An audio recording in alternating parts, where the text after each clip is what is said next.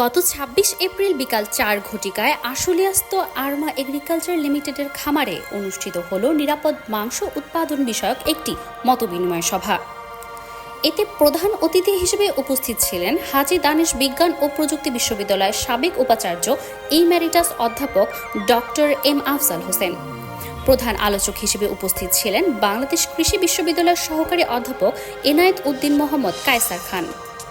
সভায় নিরাপদ খাদ্য বিষয়ে মূল প্রবন্ধ উপস্থাপনা করেন নিরাপদ খাদ্য কর্তৃপক্ষের সিনিয়র কনসালটেন্ট কৃষিবিদ মোহাম্মদ আইয়ুব হোসেন খান। সভায় সভাপতিত্ব করেন আরমা গ্রুপের চেয়ারম্যান আব্দুর রাজ্জাক।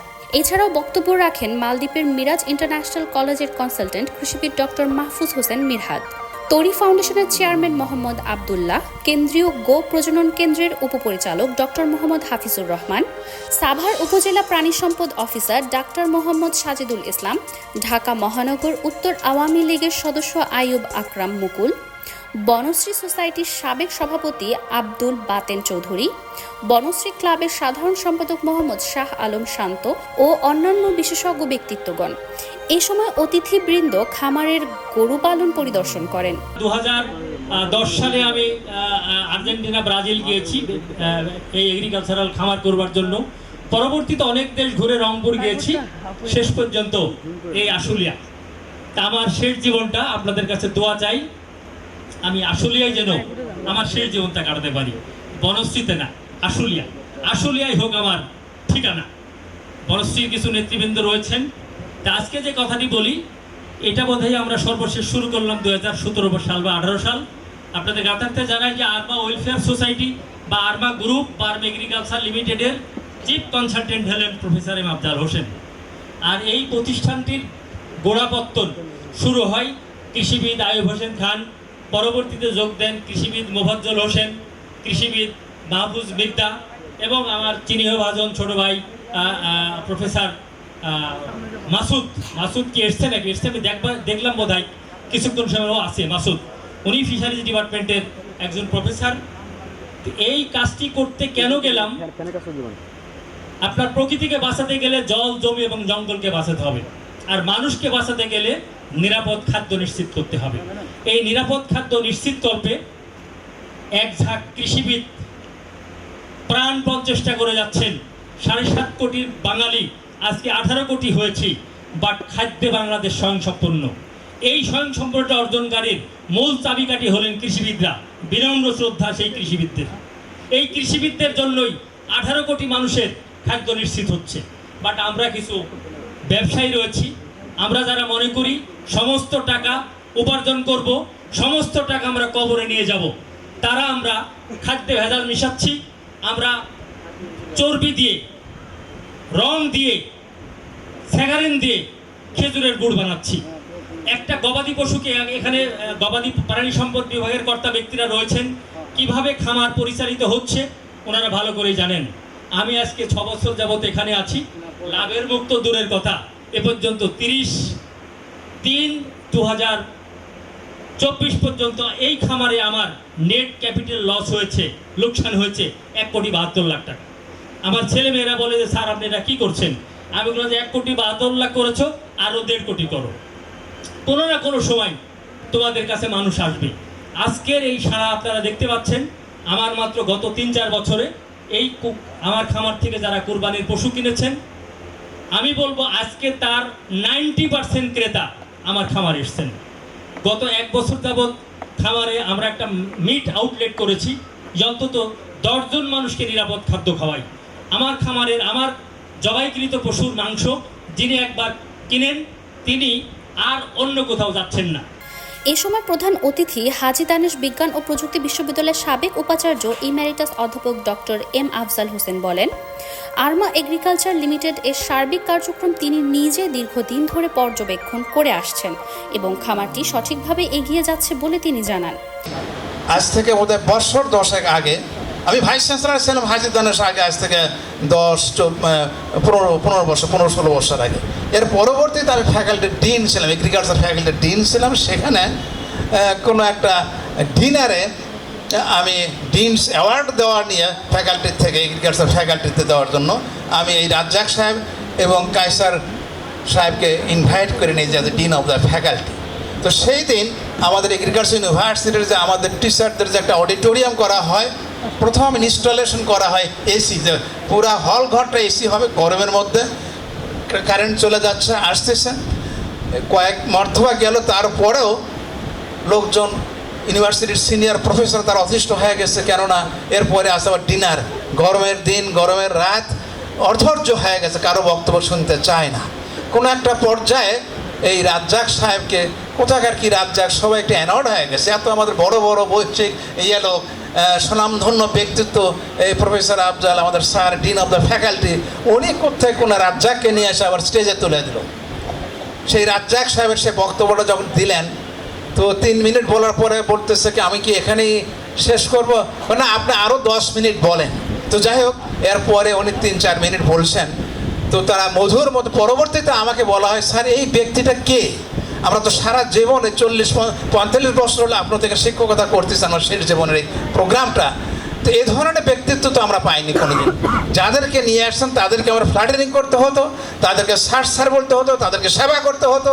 আর উনি ব্যতিক্রম ধর্মে একজন ব্যক্তিত্ব, তার সঙ্গে আরেকজন নিয়ে আসছেন আপনার ক্লোজ ফ্রেন্ড, ছোটো ভাইয়ের মতো এনায়েতুদ্দিন মোহাম্মদ কায়সার খান। তাদের দুইজনের বক্তব্য এটি করতে শোনার মতো। তো তারা একটা কেস হিস্ট্রি আমাকে দিয়ে আসছিলো, তারপরেও 10-15 বছর হয়ে গেছে, সেটা আমি সাকসেস হতে পারিনি, যার জন্য ওনারা দুইজনে মিলে 5 লক্ষ টাকাও দিয়ে আসছিলো ডিনস অ্যাওয়ার্ড দেওয়ার জন্য ইউনিভার্সিটিতে। তারপরে আমিও 2 লাখ টাকা দিয়েছিলাম। পরবর্তীতে কায়সার খান বলে আসছিল যে আপনারা তো এর পরবর্তীতে যারা ডিন হবেন, প্রত্যেক ডিনের সময় প্রত্যেক বছরই 8-10 জন 15 জনকে টিচার রিটায়ারমেন্টে যাবেন, তো আপনারা তো একটা কাজ করতে পারেন, ডিনস অ্যাওয়ার্ড ঢাকা ইউনিভার্সিটি আছে, বঙ্গবন্ধু কৃষি বিশ্ববিদ্যালয় আছে, অনেক ইউনিভার্সিটি আছে। তো প্রফেসর আফজাল যেহেতু উদ্যোগ নিয়েছেন, আমরা একটু বিগিন 7 লক্ষ টাকা দিলাম। তো প্রত্যেক বছর তো আপনার 18-20 জনকে টিচার এই ফ্যাকাল্টিতে রিটায়ারমেন্টে যাবেন, সবাই 1 লাখ টাকা করে দেন, 18 লক্ষ টাকা, 20 লাখ টাকা, এই 10 বছরে তো 1 কোটি হয়ে যাক। দেখেন আমি আসে আরও 10-20 লক্ষ টাকা আমি দিয়ে দেবো, কিন্তু আনটিল নাও একটি পয়সাও আমরা তুলতে পারি না। কোনো টিচার, আমরা খালি অ্যালাম নাই বলতে কাদেরকে বুঝি, আমার ছাত্ররা কোথাও বিজনেস করে, কোথাও কোন কোম্পানির মালিক, কোথাও কে ভ্যাকসিন তৈরি করতেছে, তাদেরকে চাঁদাবাজি করবো, তাদেরকে এই তুমি আমার ছাত্র 5 লাখ টাকা দিবে, তুমি এটা 2 লাখ টাকা দিবে। কিন্তু আমি যে নিজেও যে একটা অ্যালাম নাই, আমি যখন কৃষিবিদ, আমি রিটায়ারমেন্টে গেলাম, যাওয়ার দিন 2 কোটি টাকা নিয়ে গেলাম, আমি কিন্তু 2 টাকাও দেওয়ার মানসিকতা ডেভেলপ করিনি, যেটা আমরা এই রাজ্জাক সাহেব এনায়েতুদ্দিন কায়সারের কাছে শিখছি। এবং এই হোপসের একটা অর্গানাইজেশন নিয়ে যখন আমি আসি, তখন এই এনায়েতুদ্দিন কায়সার খান বলছিল যে কোনো প্রবলেম নেই, আপনারা চালায় যান, হ্যাঁ, মানি উঠবে, নো প্রবলেম। এখন সেখানে তখন ওই সময় আজ থেকে 20 বছর আগে বছরে কালেকশন হতো 50,000 টাকায়। এই বছরে উনি প্রেসিডেন্ট, 66 লাখ টাকা অলরেডি রোজার মধ্যে কালেকশন হয়েছে। এর মধ্যে কোনো ক্যাম্পিং নাই, টাকা আমরা হাতেও ধরে না, কেউ নেও না, কেউ ইয়েও করে না। এনিওয়ে, এটা কিন্তু আউট অফ দ্য ট্র্যাক আমার বক্তব্যটা চলে গেছে। আজকের যে বক্তব্যের মূল প্রতিপাদ্য বিষয়টা কি, সেটা হচ্ছে সুষম খাদ্য, বিশেষ করে নিরাপদ খাদ্য কিভাবে উৎপাদন করা যায়। এই প্রসঙ্গে একটু কথাবার্তা বিভিন্ন ওয়েতেই বলছে, 2 জন স্নেহভাজন ছাত্র হয়তো কথা বলছেন, আমরা হয়তো বিভিন্ন ব্যাখ্যা দিয়েছি, দুটেরই ব্যাখ্যা আছে। কিন্তু যে আমাদের স্নেহভাজন ছাত্র, সে উপজেলার যে লাইফ স্টক অফিসার, ও কিন্তু হাতে নাতে এখন কাজ করে, বিভিন্ন ফার্মের সঙ্গে জড়িত আছে। He knows what is is charismatic way to help those farmers. At the same time, আমার আরেক ছাত্র, সেও কিন্তু বলছে, সেই বক্তব্য তারটা না বলে খালি বলছে যে চা কফি খাওয়ার একটা এক্সাম্পল দিছে। সেখানে আমি মাসুদ ভাইকে ইন্টারাক্ট করি, একটা কথা বলছেন যে রাজ্জাক সাহেব এখানে বড় বড় বিত্তশালী লোকজনের জন্য সেই খাসির মাংস, গরুর মাংস তৈরি করবে, I do not want it from, সে এমন একটা জিনিস তৈরি করবে সেটা তখন গ্রাম পর্যায়ে লোকজন খেতে বলে। সেখানে আমার একটু সে আছে। আজ থেকে 50 বছর আগে আমি যখন বিএড ছাত্র, তোমরা কৃষিবিদ ইয়াসিন সাহেবের নাম শুনছো, উনি ডাচ বাংলার মানে প্রতিষ্ঠাতে ছিলেন, এমডি ছিলেন। তো আমি যখন 68 ইউনিভার্সিটির ছাত্র, উনি তখন ভিপি হয়। আমাদের রুমে যে একটা ওরিয়েন্টেশন লেকচার দিচ্ছিলেন, আমার ওই কথাটা মনে আছে, ইকোনমিক্সের ছাত্র ছিলেন। Dumping business, what is called dumping business. Dumping বিজনেসের একটা এক্সাম্পল দিতে গিয়ে উনি বলতেছিলেন, সেই আদম যেটা পপলিন কাপড় পাওয়া যেত, 1 টাকা 2 টাকা 1.5 টাকা আমরা তখন কিন্তু কিনছি পপলিন শার্ট পাজামা বানাইতাম, ট্রাউজার বানাইতাম। তখন জাপানিজ কোম্পানিগুলো এখানে আসলো, এই দেশে আসলো, আসে এই আদমজির ব্যবসাটা খেয়ে ফেললো। কীভাবে? ওই পপলিনের সাথে quality poplin Japanese, made of জাপানি, সেটা দেওয়া শুরু করলো 8 আনা 12 আনা 1 টাকা দিয়ে। যখন আদমজি ঘরে ঢুকে গেল, তারপরে এই চা খাওয়ানো শিখলো। এখন দেখেন, তারপরে ওই পপলিন ছাড়া আর ব্যবহার করবে না, ওই জাপানিজটা চাই। তখন কিন্তু পার ক্যাপিটা পারচেসিং পাওয়ারও বেড়ে গেল। সেটাই না শুধু পাওয়ার, না শুধু স্ট্যান্ডার্ড লিভিং। আমার বাংলাদেশ এখন কোন পর্যায়ে? 7 কোটি থেকে 17 কোটি 18 কোটি লোক হয়েছে, না খেয়ে মরতেছে, এখন কেউ মরতেছে না। অবদানটা কার? আমরা যদিও সবারই অবদান আছে, আমাদের সব সায়েন্সে বা কৃষিবিদকে সবাই আপনারা অগ্রাধিকার দেন যে তাদের কৃষিবিদ এটা যথেষ্ট ভূমিকা পালন করছে। কাজে এই বিষয়গুলো করতে এসে যায়। তো এখানে সেই কৃষির সঙ্গে আমাদের কিন্তু আজকের যে প্রতিপাদ্য বিষয়টা সেফ ফুড, মানে সেফ ফুড বলতে আমরা কি বুঝি? অলরেডি আমাদের যে আজকে উপস্থাপক উনি সুন্দর করে ব্যাখ্যা দিয়েছেন, উনি আরও সুন্দর করে বলতে পারতেন, কিন্তু সেখানে আমরা সময়ের অভাবে শুনতে পারিনি। এই বিষয়গুলো কিন্তু আমরা সবাই জানি। প্রধান আলোচক হিসেবে বাংলাদেশ কৃষি বিশ্ববিদ্যালয়ের সহকারী অধ্যাপক এনায়েত উদ্দিন মোহাম্মদ কায়সার বলেন, আজকের এই নিরাপদ মাংস উৎপাদনের যে সেমিনার আমার ছোট ভাই রাজ্জাক ভাই যে আয়োজন করছেন আর কি, এটার আবার আমাদের প্রধান অতিথি ছিলেন আমার বড় ভাই। আচ্ছা, একটু বলে নেই, আমি এখানে যখন প্রথম আসি আর কি, এই ফার্মে আর কি, ওনার ভিতরে একটা পাগলাটে বা ভাবা আছে, এটা আমি সবসময় জানতাম। ওইটা আজকে এটা একটু চেঞ্জ হয়েছে আমার, অ্যাটলিস্ট হি চেঞ্জ দি ওনার এইমটাকে উনি চেঞ্জ করছে, জন্য he will take it to a safe meat production, which is great.